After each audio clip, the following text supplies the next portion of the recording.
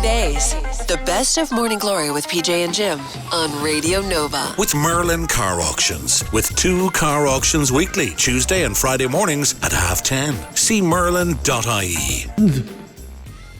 Wow, what a start. Hello, darkness, my old friend. Oh, Javers, look at that. Right, here we go. It is GloryDaze, of course. GloryDaze, yes. Very appropriate that it's called GloryDaze on this particular podcast because Isn't we it? are basking in the glory at the moment, aren't we? We are of becoming Dublin's number one breakfast show on Dublin's number one breakfast station, which makes me Dublin's... Not just our breakfast station, it's a whole station for the whole day. Yeah, but let's face it, it's all about breakfast. And, and also that makes me Dublin's number one radio presenter. I'd like to thank Jim McKay for being my friend through such tumultuous times. And being here constantly. Wow. Constantly. And, that was the level of my contribution, was just being a friend to you. As a constant friend, right. As I did my best. That's the full extent of my contribution. A constant friend as I rose to the top and have Jim give me a round of applause. And to be a constant cheerleader through it all. I was. It's been fantastic. It's been fantastic. I'm constantly reminding you of your greatness and why you shouldn't hide your light under a bushel, as the expression goes. Thank you very much. You should reveal your talent to the world. And I'm delighted for Jim that after 63 years in radio, he finally gets to stand next to and work with Dublin's number one. Wow. Yeah. I do have to say it is very special. Now look, as mentioned to PJ earlier on, this is this is the third time that I've had the privilege of being, on the number one breakfast show, and whatever, with 3 different stations. But well, it's 3 days since we found out. I think that's what you mean. But I have to say, this obviously this is very special. Of yes. course it is. I mean, the other 2 times that it happened with the other 2 stations, I mean, they were very good. They were very good at the time. It was very enjoyable at the time. But I mean, what could possibly compare to this? This is the ultimate. Honestly, with your best friend and everything. Absolutely. I mean, it's obvious I'm more important to Jim than his partner or anything like that, or his sons or anything.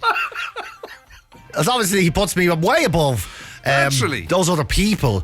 So to be number one with the number one person in your life is a big deal, It is very good. And as I say, look, I've said many times, I am here simply to provide to set the stage. Thank you. To dress the stage upon which you walk, to reveal your talents to the world. It's fantastic. I am the wind beneath your wings. Yes. I am the pulpit from which you preach the comedy genius. The pants that collect the farts. All of those wonderful things. All those necessary supports that a person needs. I don't want you to feel for a moment. Now, you might be listening to things that you think that, PJ is reluctant to give a compliment or whatever. Far from not it. at all. He earlier on in the not show, at all. he said, and I quote, "What would Frankenstein be without his monster?" Indeed. Which, some people might feel is a bit harsh, but I'm sure he meant it in a complimentary way. He'd just be a regular doctor and genius that nobody would have heard of and remembered. You're right. In such a way. Wow. Yeah. It took the monster to rise from the grave and, torment and scare a whole village full of people for Frankenstein to get the recognition that he deserved. He so richly deserved, Yeah. So look, that is a different perspective on it. I'm grateful. Thank you very much. I am grateful. I'm delighted that you're grateful. Thank you very much. I'm happy to be the Cinderella of this particular story. Yes, yeah. Well, I'm very happy to be the ugly sister. All of them, actually, rolled into one. I'm very happy. With that. Actually, you're right. Cinderella's the wrong thing. I know she was left at home for the things, but she probably wasn't the right analogy there. No, be more. It's more. You're like all 7 of the dwarfs stuck together. Yeah. Thanks for that. So I am all at the same time both dopey, sleepy, grumpy. Well, actually, you're grumpy, cranky, sleepy, tired. I'm fed up. And I'm snogging the prince or whatever it is with an apple, scaring the old shite out of a witch or whatever. Snogging the prince with an apple. You were read some strange fairy tales as a child, weren't you? I have a feeling that when you were being told those fairy tales, that whoever was telling you was just making it up. They hadn't got the book, so they were trying to remember it, and they just rolled a few into one. And then, of course, the child catcher came in and said to the three bears, "Yeah, me dad be there. What, you want a story? Oh, for fuck's sake!" So, the fucking 7 dwarves chased the three bears right into the beds. One of them wasn't comfortable. And then the wolf turned around and said to Rapunzel, he says, forever. I'll huff and I'll puff and I'll blow your head off. All right, that's it. The end. Good night. Go sleep. Are you asleep? Yeah, right, grand. Jesus Christ. Fabulous stories. Oh my God. Yeah, so I mean, what a lot to celebrate we've had. Yeah, what are you going to do now with your? How are you going to celebrate this momentous occasion? Atrociously intoxicated for a start. In a way you'd never recommend anyone to do, and in a way I would warn other people not to do on this show. Absolutely, in a way that might actually threaten your health. Yes, yeah, and your very well-being. I very, very much want to threaten my health and well-being, and with food as well. Yes. So we've already started. We've been sausage roll munching for 2 days in a row. The two of us, actually, and that's not going to end because we said we were going to try and behave, and then sure, somebody lavishes praise on you, and before you know it, you succumb to it, and you're 4 sausage rolls deep, and you haven't even thought about it. I know, yeah, and as well, as much as I hate myself for it, you do become a little selfish in success, don't you? Don't you? God, nobody would have noticed. I know. I don't like to go on about it, but the day we found out, I would have said you've been magnanimous in it, you know what I mean, in terms of making sure that everybody on the team and everybody connected had gotten their due desserts. But I would also but some people, it's just like, so the day we found out that we went number 1 in Dublin, another friend of mine got some terrible news in his life, and I mean really, really terrible news, and I do remember thinking, really, fucking today you had to tell me that, did you? I mean, that's really knocked the crack out of my news now, I'll be honest with you. Would you? Yeah, you know what I mean. Would things have changed dramatically if you told me tomorrow? I mean, could you? Yeah, could you not shut the fuck up? Could you not have done 24 hours now? Yeah, I mean, don't get me wrong. I know you're hurting and all, but yeah, like, I'm just saying, Jim. Like, you'd still be hurting tomorrow. I'm just saying, Jim. We're all going out tomorrow, right? Yeah, we're all going out, and I thought it was a party.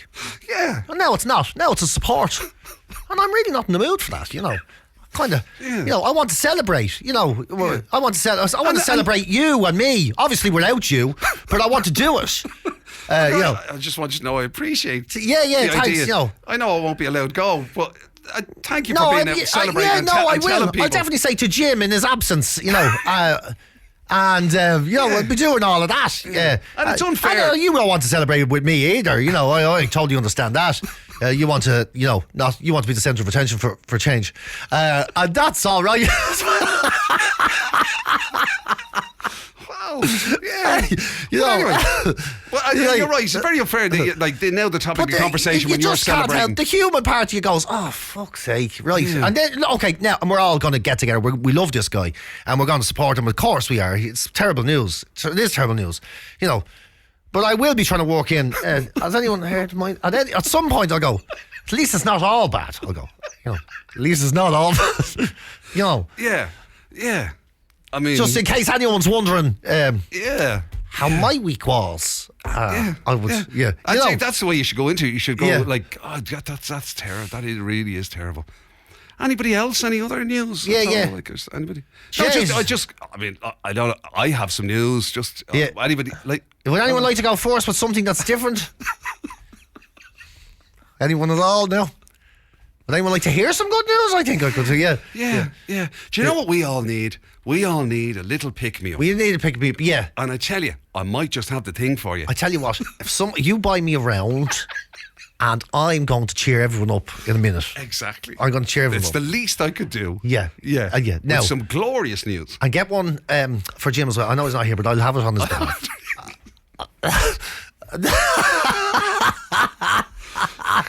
Again, you're magnanimous, and your humility is. Your magnanimity and humility is quite. It's off the charts, man. It's off the charts. I know, yeah. Well, it's a human part. You should allow yourself to appreciate yourself once in a while. I'm trying. I'm trying, but people keep putting their bad news in the way. You know, yeah. Unbelievable. Yeah, but I'll do it, you know, I'll find someone, yeah, I will, you know. And then I was a bit pissed off as well, because Jim sent me a message. This is true, by the way, right? Jim sent me a message last night, and he said, I have to say, you know, like we've been together years doing this now. We've always wondered, could we be? But you kind of don't let yourself believe it, because, you know, because then if you don't get it, it's, you know, it is hard, you know. So you try and believe, you aim for it. And obviously, in your case, you were thinking, will I ever get there? Because I'm lumbered with Jim. Well, if I was doing it on my own, obviously I would, you know. But you try to do it, you know. You try to aim for it, you know. Of course. And then you go, and then I got a message last night after we did it. You know, we fucking did it. Us, Radio Nova, the show, the team, like we fucking did it. You know, we're number one.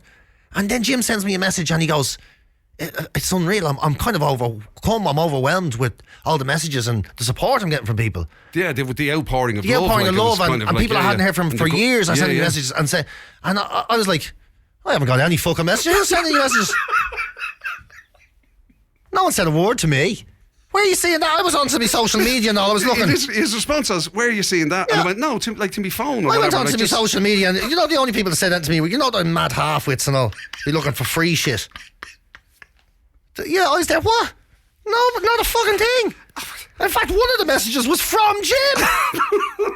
It was him sharing one about the Silvers. I was like, who's saying that to you? And he's like, oh, just loads of people, you know. And then he starts trying to make it sound better. He goes, oh, well, you know, I've worked in radio longer than you, so I probably know more people than you. That's all. Yeah, I had to roll back. What's that got to do with it? They probably don't have your number and stuff, and you know, and it's people in radio, so you know, just whatever. It's not a big deal. What's that bollocks to that? I'm right here. But they not even mention me in the men's to you, no. He's like, no. Right, so they didn't even say. They didn't even say it to your man. They did. Like, a couple of them did. A couple, two of them did. And who was that? It's probably his missus. Is one, and anyhow. Well, in fairness, and probably someone else that works here. Yvonne put up a thing and said both and made sure you were tagged in it and everything. Yeah, so that's it. So there's one. That's his missus. So I wasn't wrong, right? So Yvonne, thank you, Yvonne. There was others. Yeah, it was. I just can't remember off. Of course you can. Name them, yeah. Now. Name them, you fuck. Name them. I haven't got my phone. Yeah, see? Haven't got my phone. I know he has his phone. I can see the square in his pocket, the bastard.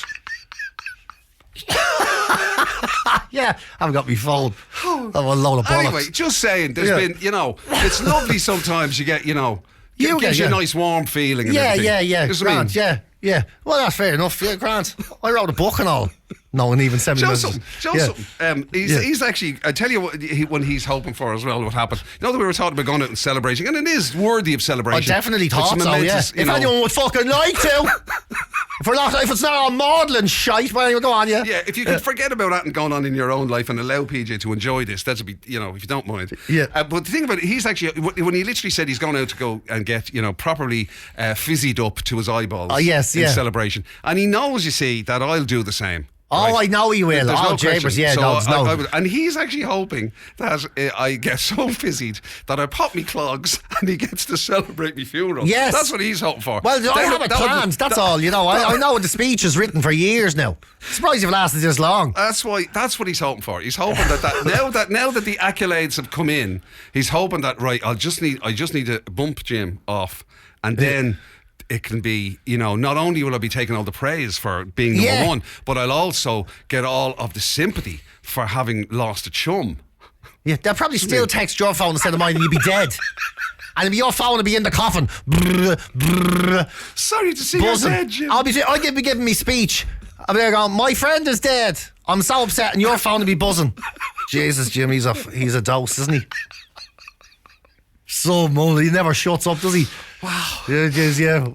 They'd be all like, we were actually looking forward to your funeral, Jim, but he's after ruining that as well. Big loudmouth honking. We were looking forward to your funeral. Ah, you know what I mean.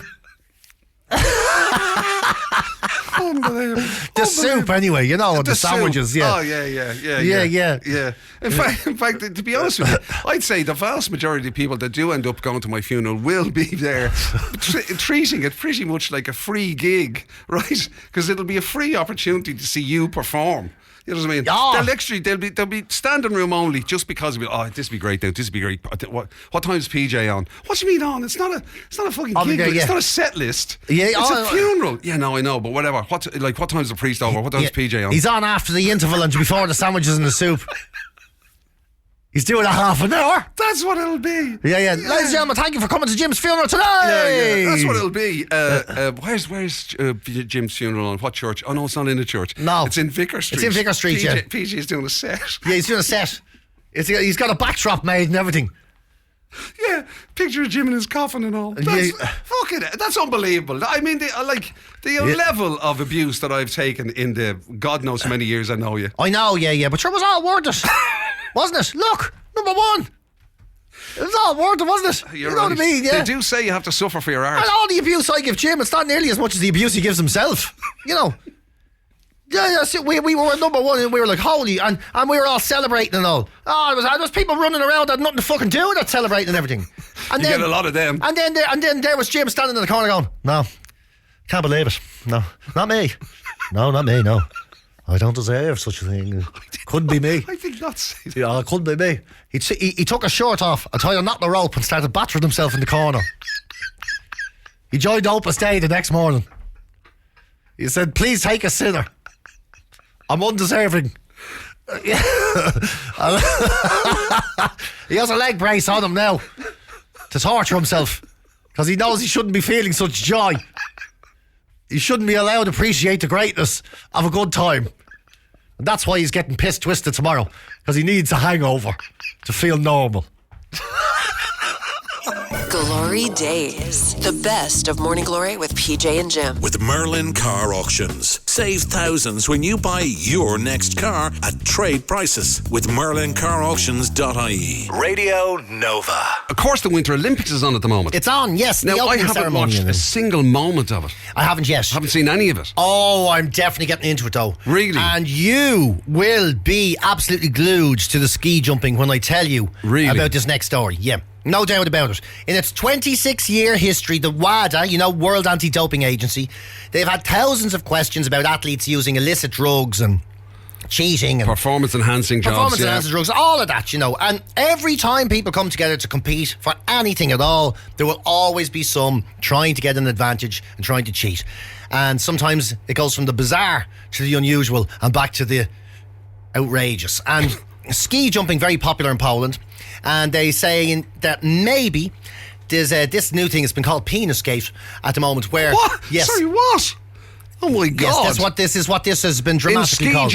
In ski jumping. So last year, two of Norway's Olympic medalists, right, or Olympic hopefuls, Marius Lindvik and Johan Andre Forfang, they were given 3 months suspended sentences after they were found to have adjusted the seams of their suits at their crotch area to make them bigger, right? So they were sticking in clay or something, or they were sticking in to make their sort of willy area a bit bigger. Because the more area you have on your suit, this could have been one of those stories that went into the true crime section. I know. Because this is slightly harder to believe. So the more willy area you have on your suit, the more drag you have, the more likely you are to stay in the air, right?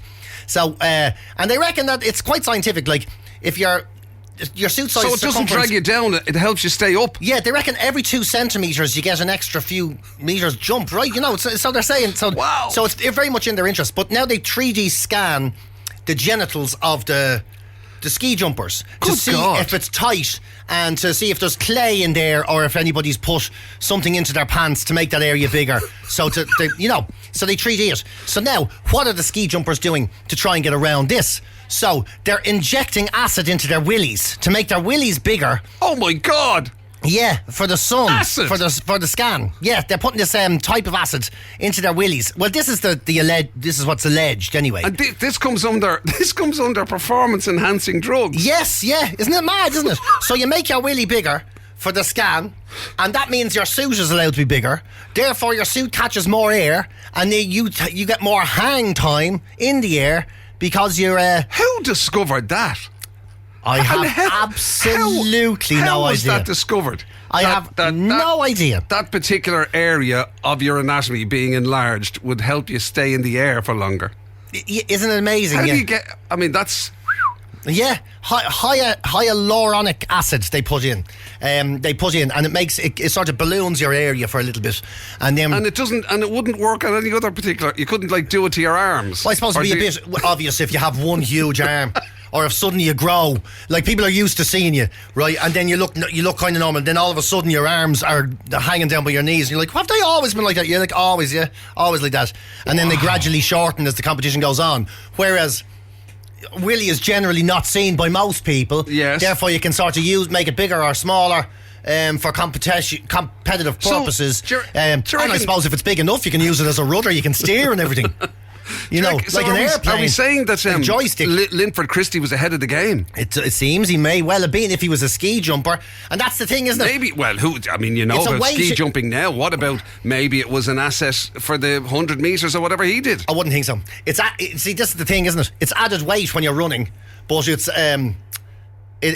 ballast. It's a sail when you're flying. So that's an extraordinary one thing. man's nightmare is another man's dream. Like what? Yeah, so there you go. It's just would never a bigger bottom have helped? Only if you're flying backwards. I suppose if a fella turned up and he had a huge set of ditties, that would help. Would it? Well, I suppose because you could separate them and make them out like wings or something, or your huge ears, that would help. I have to say, or if you had a big nose, nostrils, you could use that to sort of catch air, or quite a large forehead, that would help. Was it? So that's what the perfect ski jumper looks like. Surely, like huge ears, a big nose, ears. a mad forehead, and a schlong that's long, and that's how you get more air. Of all the performance enhancing in that area normally means a very different industry, not ski jumping. Yeah. You know what I mean? Oh, it's normally for people who aren't interested in sports at all, isn't it?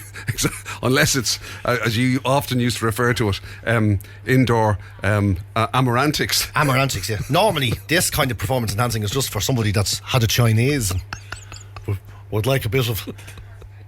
Will we turn this heli off? GloryDaze. It's the very best of Morning Glory with PJ and Jim on Radio Nova. Anyway, in the meantime, right? Yes. Go on. Sorry, have you got something urgent that you need to say? No, but I'm excited. No. What particularly? Urgent and excitement are two different things. What are you particularly excited about? I've just read an incredible story. Right. An incredible story. You know the World Cup is on the way. I do. And the World Cup is on the way, and many people now are deciding that they're not going to boycott the entire World Cup, but they will boycott the United States involvement in it. So a lot of people are travelling to Canada and Mexico, who are also co-hosts of the tournament. And now Mexico are like, right, we're going to have more tourists than we thought. What will we do? And in Guadalupe, Hector Garcia, I don't know why they double-barreled Garcia. Hey, but he's such a good Garcia, they named him twice. So good, a cop so good, they named him twice. You better believe it. Head of the police force there has revealed that they are going to fight crime and keep an eye and keep the crowd safe with robot guard dogs.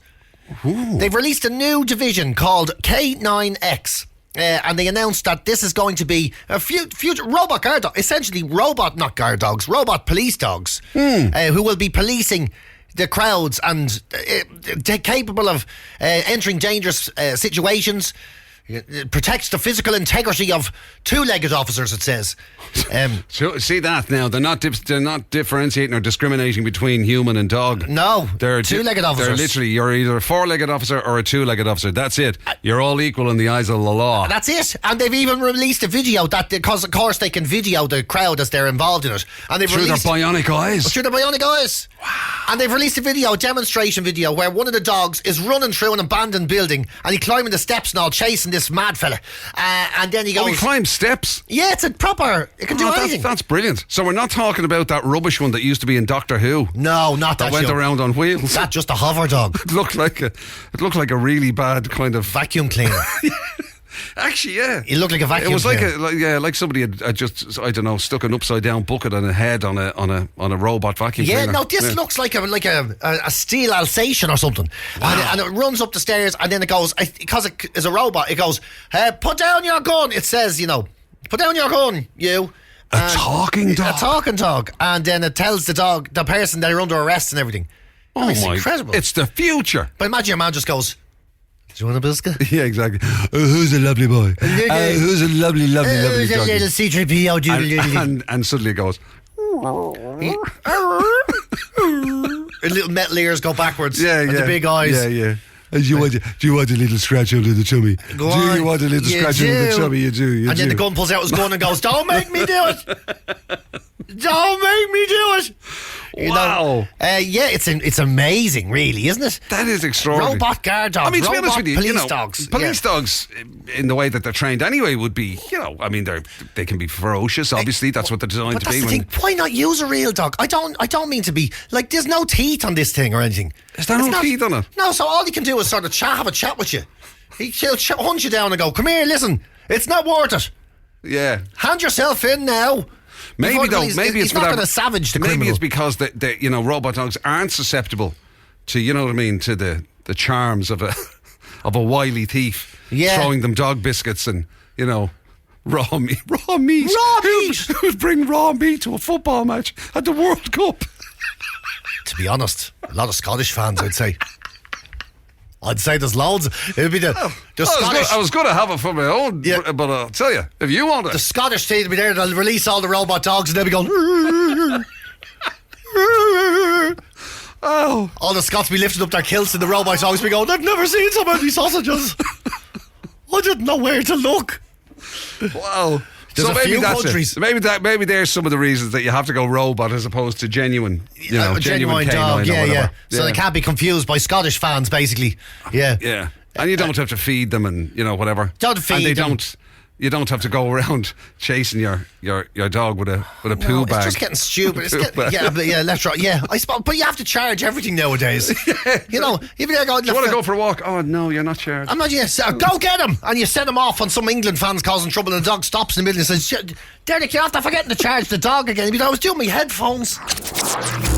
GloryDaze. It's the very best of Morning Glory with PJ and Jim on Radio Nova. With Merlin Car Auctions. With 2 car auctions weekly, Tuesday and Friday mornings at 10:30. See merlin.ie. It is Valentine's Day this weekend. Saturday is Valentine's Day. And once upon a time, it's going back a bit now, there was a sort of a certain traditions around kind of Valentine's. So yes, there was flowers and chocolates. And there was those kind of quite risque men who used to like to buy lingerie for their other halves. Yeah, those Egypts. Lingerie. Oh my God. Remember that? That was the thing. They go into the knickers shops and they'd walk up and the woman would say, "What size?" You go, "I don't know, about your size. About that size. About 4x8 or whatever." They wouldn't have a clue what they were doing. And then, in fairness, a lot of ladies turned around and went, "Don't do that. Don't buy them then. Yeah. If I need them, I'll buy them myself." I get me own knickers, right? Yeah. You concentrate on something else for yourself, but right? It hasn't put off everybody, No, it hasn't, because believe it or not, Valentine's Day just around the corner, and a beer company in Australia called Natural Light has come up with a new way of buying lingerie that keeps you out of trouble and keeps you from being judged. It's lawnmower lingerie. You can buy a lingerie style cover for your lawnmower. That's available for a very set amount of time, February 10th to February 14th, which is Saturday. So if you fancy some lacy lingerie for your lawnmower, now is the time to do it. And that's it. They're lawnmower lingerie. Lawnmower lingerie. I'm looking at a picture of it here. Jim McKay would love it. I mean, me and lawnmower and Hoover enthusiast. I knew I was going to get a beating on this. Oh, if they only did one for the Hoover, can you imagine Jim? He'd be over the moon. What size is your Dyson? Exactly. It's 16 inches by. It's a V16. V16 double sucker 5. He'd know straight away. So it's a cover. It's a cover, yeah. So and it goes over the lawnmower. You're supposed to have a cover for your lawnmower, eh? Well, yeah, I mean, a lot of people who do ride-on mowers, they will have one because it's sort of like your driving seat is exposed and all that sort of thing. So it's lingerie style. It has the lacy hanging down thing on the sides and on the front. It's got that silky sort of where it covers the actual lawnmower seat is silky, but it does have a Gore-Tex underline. Gore-Tex? Wow. Yes, to keep the water off your butt on when you take your lingerie off. You can also then, I suppose, use the lingerie as a sort of waterproof cape as you cut and go around the garden while you hold your can of beer, which is kind of what it's designed to do as well. But can I just point out, people are still texting in. People are still texting in. False False. This isn't No, this is true. This isn't the game. Story. We're not playing the game. This isn't the game. This is an actual story from Australia. Yeah, no, this is an actual game. People are going out and being encouraged to buy lawnmower lingerie. Beer. You can check out Natural Light Beer. It is a thing. They call it Treadmore gear. Yeah, so you can have it. Yeah, it's incredible. Yeah. The Lawn Warrior design. I mean, all joking aside, generally speaking, those people who are that sort of, whatever, they enjoy doing their DIY and their garden and their, they're kind of go-getter type men, you'd imagine. Yeah. Would anyone seriously be, seen with lawnmower lingerie? I don't know, well, maybe if you haven't seen your wife in her knickers for a while, you might think to yourself, I wouldn't mind even just seeing something that looks like some knickers.